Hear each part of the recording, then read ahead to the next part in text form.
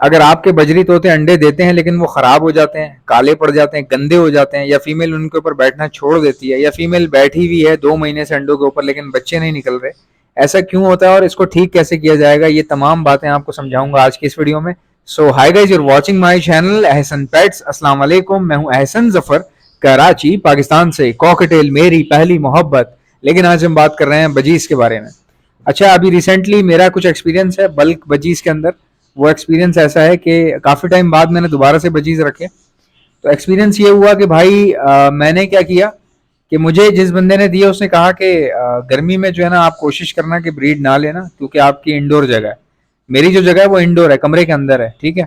कई लोग बाहर रखते हैं, छतों पर रखते हैं। उनको इस बात का आइडिया होना चाहिए कि भाई जो मटकियां आप चूज करते हैं वो एक तो सेकेंड हैंड नहीं होनी चाहिए। अच्छा, मेरे पास सीन क्या था, मैंने एक गलत एक्सपेरिमेंट किया। एक्सपेरिमेंट ऐसे किया कि मटकियां मैं सोच रहा थोड़ी सी बड़ी लगा दूं। पहले जो मटकियां थी छोटी सी थी तो उसमें रिजल्ट इतना अच्छा नहीं आया। कुछ पेयर ने अच्छा परफॉर्म किया और मेजोरिटी ने परफॉर्मेंस को इतनी खास दी नहीं। तो मैंने कहा यार मटकियां छोटी हैं, बड़ी लगा देते हैं। अब बड़ी मटकियां मिल नहीं रही थी मेरे एरिया में, चूंकि मैं जौहर में रहता हूँ तो यहाँ आसपास कोई इतना खास है नहीं मटकियों का सिलसिला। एक दो नर्सरी पे है लेकिन उन दिनों में वहां पर भी सीन नहीं था। भाई पहले वाली रौनकें नहीं रही। पहले ये होता था आप किसी नर्सरी पे भी जाते थे ना, मटकियां मिल जाती थी आपको। अब तो सीन ये है कि लोग वही चीज़ें बनाते हैं जो फ़ौरन बिक जाएं या बिक रही हों। बहुत यानी कि चीज़ें जो है ना, हालात बहुत ऊपर नीचे हो गए। तो बहरहाल वो मिली नहीं मुझे मटकियां, तो मैंने किसी बंदे दुकान वाले से सेकंड हैंड ले ली। उसके पास पड़ी हुई थी किसी की यूज्ड, तो वो भी उसने नए के दामों पे बेची। अब आप अंदाज़ा लगा लें जौहर में कितनी महंगाई है।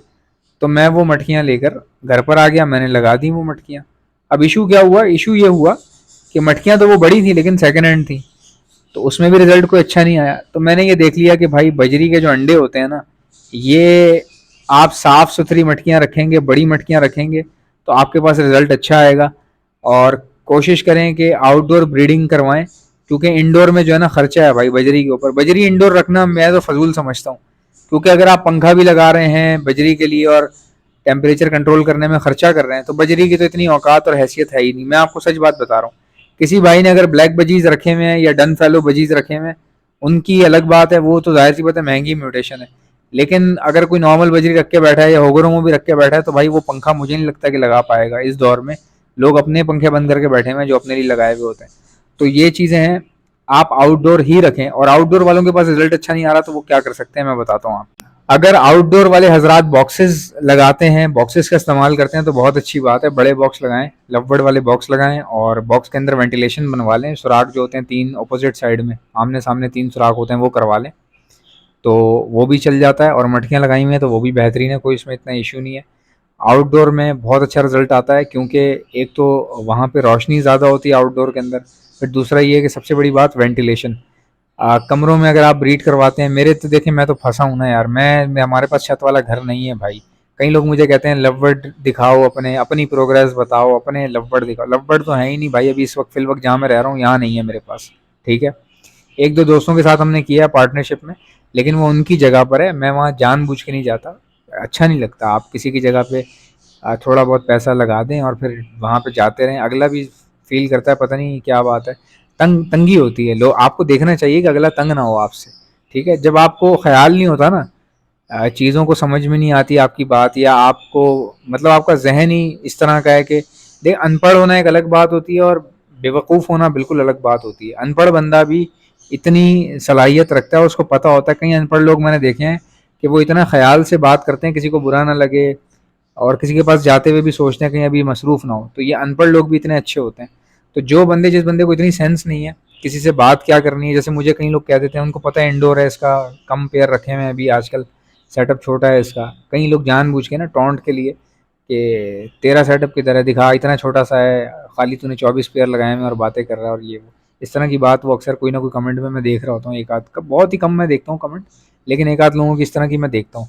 तो ये वो कौन लोग हैं आप समझ सकते हैं यार। कोई ना कोई घर में स्ट्रेस होती है, किसी के घर में कोई मसला होता है तो वो बेचारा परेशानी में होता है। तो फिर वो अगर पढ़ा लिखा नहीं है तो फिर वो इस तरह से दूसरों के साथ कोई ना कोई ऐसी बात करता है जिससे उसका स्ट्रेस निकल सके। तो ये बेचारे, इनको छोड़ दिया करें। ये इस तरह की बात करने वाले लोग आपको मिलेंगे।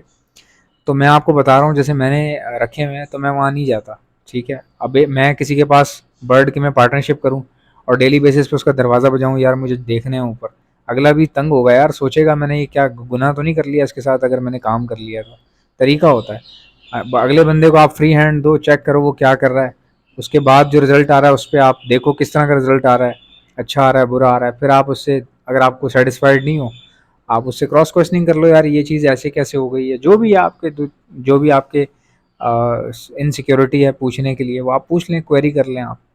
तो इसी तरह कारोबार चलते हैं, वरना ज़्यादा जोर आजमाई अगला भी करे आप भी करो तो कुछ नहीं होता भाई, फिर हर बंदा साइड लाइन हो जाएगा एक दूसरे से, आप मेरे से बात नहीं करोगे मैं आपसे नहीं करूँगा।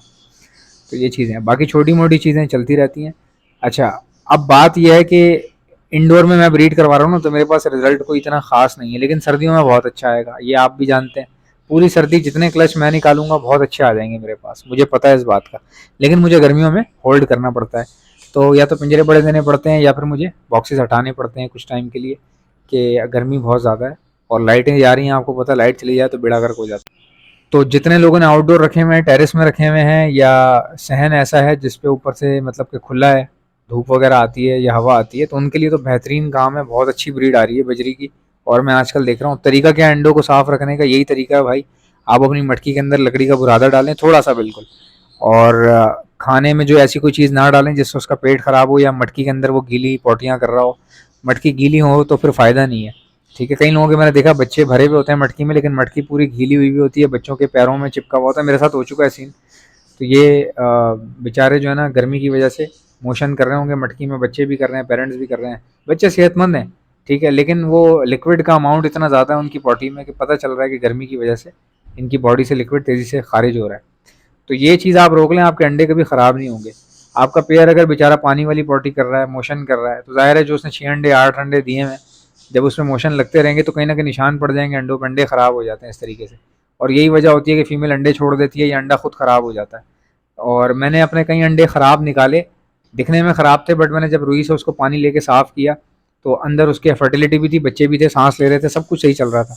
मतलब इतनी ज़बरदस्त तरीके से वो ग्रो कर रहे थे। फ़र्क क्या था, अगर मैं उसको टाइम पे साफ़ ना करता तो अंडे ख़राब हो जाने थे या फीमेल ने छोड़ देना था। तो आप अपने अंडों को रुई लेके उसको पानी में डुबो के आराम आराम से हल्का हल्का से साफ़ कर सकते हैं, रगड़ना नहीं है, बिल्कुल फेरना है आराम आराम से, तो अंडे साफ़ हो जाते हैं। फिर अंडे खाली साफ़ करना आपकी जिम्मेदारी नहीं है, बुरादा डालें ताकि मटकियां बड़ी दें, वेंटिलेशन अच्छी रखें, आपका काम सुपर क्वालिटी। जैसा कि आप जानते हैं ब्रीडिंग सीजन आ चुका है, अगर आप में से किसी को बर्ड्स के लिए ब्रीडिंग मल्टीविटामिन चाहिए तो आप ऑर्डर पर मुझसे मंगवा सकते हैं, मैं all over the Pakistan supply करता हूँ। ऑर्डर करने का तरीका बताता हूँ, पहले सुन ले मेरे पास क्या क्या चीजें हैं। हमारे पास ब्रीडिंग मल्टीविटामिन है, calcium plus vitamin D liquid है, प्रोटीन लिक्विड है, हमारे पास इलेक्ट्रोलाइट्स होते हैं, हमारे पास गर्मी बहुत ज्यादा है, बर्ड्स को इलेक्ट्रोलाइट्स की जरूरत पड़ती है, तो ये भी आपको हमारे पास से मिल जाएंगे। बच्चों को चिक्स को बचाने के लिए डॉक्सीसाइक्लिन का इस्तेमाल किया जाता है, ये भी आपको हमारे पास से मिल जाएगी। और खाली चिक्स को बचाने के लिए नहीं, ये सेहतमंद बर्ड्स को दी जाती है, अपने पूरे सेटअप पे 6 दिन का कोर्स करवाया जाता है हर महीने, तो ये बहुत अच्छी होती है। और कोई बर्ड बाहर से लाए तो उसको भी समझ लीजिए जरासीम से पाक करने के लिए, या बैक्टीरियल इन्फेक्शन अगर वो अपने साथ लाया है उसको खत्म करने के लिए भी यही 6 दिन का कोर्स करवाया जाता है डॉक्सीसाइक्लिन का। अब अगर कोई बर्ड बीमार हो चुका है, कोई बीमारी आ गई है, मिसाल के तौर पर नजला, खांसी, मोशन, बुखार या सोकड़े की बीमारी हो रही है, आंखें सूज रही हैं, बर्ड कमजोर हो रहा है, तो ऐसे वायरल लगने के बाद हार्ड एंटीबायोटिक का इस्तेमाल किया जाता है, ये भी आपको हमारे पास से मिल जाएगी। एंटीलाइसिस स्प्रे, जो जुओं के लिए परिंदों के ऊपर स्प्रे मारा जाता है, उनकी जुएं खत्म हो जाती है लेकिन परिंदे को कुछ भी नहीं होता, ये भी आपको मेरे पास से मिल जाएगी। और एक ऐसा प्रोडक्ट है जो मेरा अपना बनाया हुआ है, हैंड फीड है ये, और सिर्फ हैंड फीड नहीं है, हैंड फीड होने के साथ साथ ब्रीडिंग बूस्टर भी है। ये सॉफ्ट फूड के ऊपर छिड़क कर देंगे तो ये ब्रीडिंग बूस्टर बन जाएगा। बाकी हैंड फीड के तौर पे आप अपने लवबर्ड को कराएं, कॉकटेल को कराएं, रिंगनेक को कराएं, बेफिक्र होकर आप करवा सकते हैं। हैंड फीड करवाने वाले इंजेक्शंस और उसके आगे लगने वाली स्टेनलेस स्टील की नोजल्स, ये भी आपको हमारे पास से मिल जाएंगी। ऑर्डर करने का तरीका क्या है, इनमें से कोई भी चीज चाहिए उसका नाम लिखकर सेंड कर दीजिए मुझे मेरे व्हाट्सएप के ऊपर। मेरा व्हाट्सएप का नंबर है 032723100040। इंशाल्लाह मिलते हैं नेक्स्ट वीडियो में। वीडियो को लाइक ठोको, चैनल को सब्सक्राइब। अल्लाह हाफिज।